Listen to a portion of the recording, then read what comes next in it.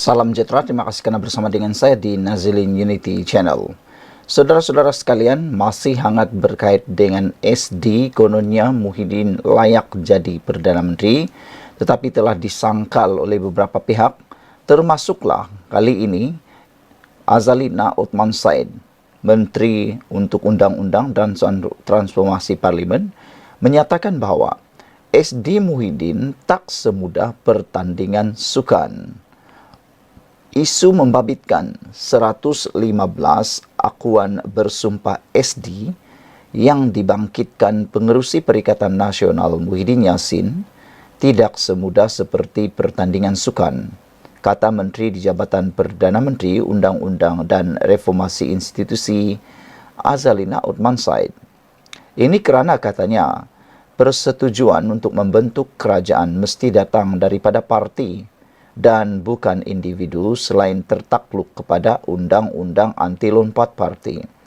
Perkara ini, fakta inilah yang gagal diterjemahkan, gagal diterangkan oleh Parti Bersatu, geng-geng Muhyiddin dan termasuk Muhyiddin. Banyak pihak macai yang menyokong Muhyiddin. Ramai pihak yang cuba menegakkan benang yang basah. Tapi mereka lupa dua fakta utama ini, yaitu bagi membentuk kerajaan, sokongan mestilah datang daripada parti dan bukan secara individu. Menurut Akta Lompat Parti, sekiranya mereka menyokong secara parti, datang daripada parti, ianya adalah sah. Tetapi, sekiranya ia datang secara individu, maka ianya telah melanggar Akta Anti Lompat Parti dan dianggap telah lompat parti. Selain daripada itu sebabnya SD sudah tidak diguna pakai lagi dalam menentukan pembentukan kerajaan.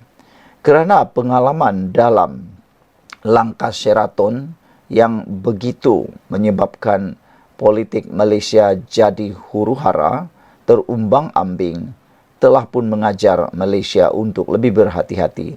Itu sebabnya Parlimen telah pun meluluskan di bawah pentadbiran Muhyiddin Yassin lagi itu, telah meluluskan bahawa mana-mana individu yang menyokong atau mahu membentuk kerajaan berdasarkan SD sudah tidak boleh pakai lagi.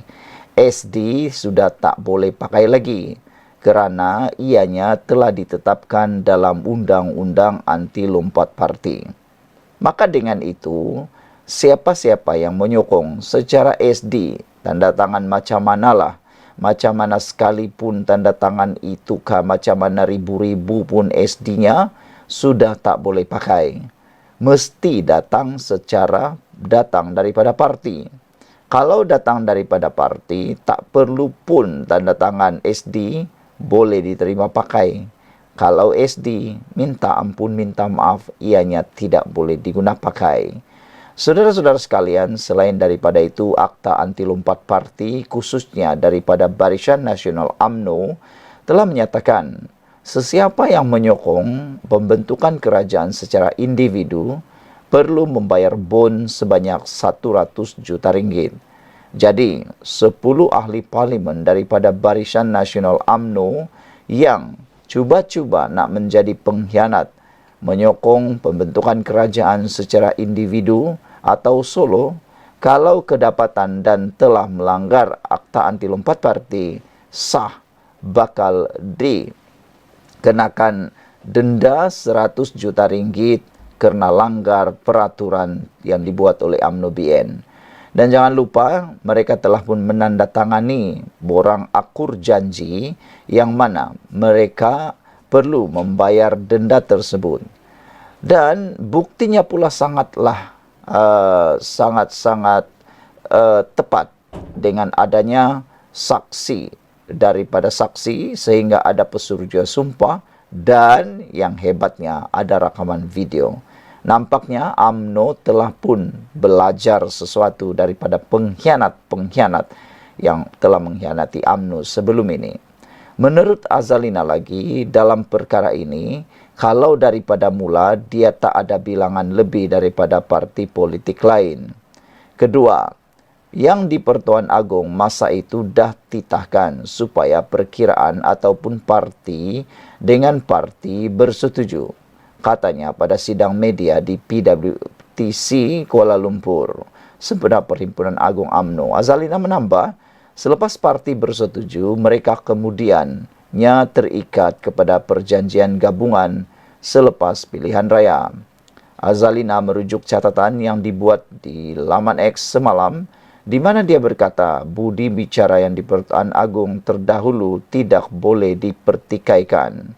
Menteri berkenaan menyebut mengenai perkara 43 dalam kurungan 2 kurungan E Perlembagaan Persekutuan yang menyatakan bahawa yang di Pertuan Agong mempunyai kuasa untuk melantik seorang Perdana Menteri yang berkemungkinan mendapat kepercayaan majoriti di Dewan Rakyat. Semalam Muhyiddin menyerahkan kepada polis 115 SD termasuk daripada dirinya sendiri sebagai bukti mendapat sokongan untuk dilantik sebagai Perdana Menteri selepas pilihan raya umum ke-15. Media turut mendapat salinan SD yang diberikan Muhyiddin kepada istana bertarikh 12 November 2022 di mana dia menyebut bahawa dia telah melampirkan 51 SD daripada PN, PAS 22, GPS 22, Gabungan Rakyat Sabah 6, Parti Kesejahteraan Demokratik Malaysia 1, serta SD daripada 10 ahli parlimen BN dan 2 ahli parlimen bebas. Zahid pada masa itu berbalah pendapat dengan ahli parlimen BN mengenai sokongan terhadap Anwar Ibrahim. Walau bagaimanapun, Zahid telah pun menyatakan bahawa terdapat 2 SD yang berbeza, yang mana 10 ahli parlimen yang kononnya menyokong Muhyiddin Yassin telah menandatangani 2 SD, iaitu SD menyokong BN dan SD yang menyokong Muhyiddin Yassin. Oleh sebab itulah 10 MP itu tidak boleh dikira sebagai menyokong Muhyiddin Yassin. SD berkenaan antara dokumen yang diberikan Muhyiddin kepada polis yang membantu siasatan dalam ucapannya yang menyentuh 3R. Sebelum ini tular di media sosial mengenai ucapan bekas Perdana Menteri itu yang dikatakan menyentuh kewibawaan Sultan Pahang Al-Sultan Abdullah Riayatuddin Al-Mustafa Bilal Shah. Saudara-saudara sekalian, apa pula pendapat anda semua? Kalau selepas mendengar daripada penafian Muhyiddin Yassin, daripada Zaid Hamidi, ia cukup jelas bahawa sebenarnya Muhyiddin memang tidak boleh dilantik Perdana Menteri.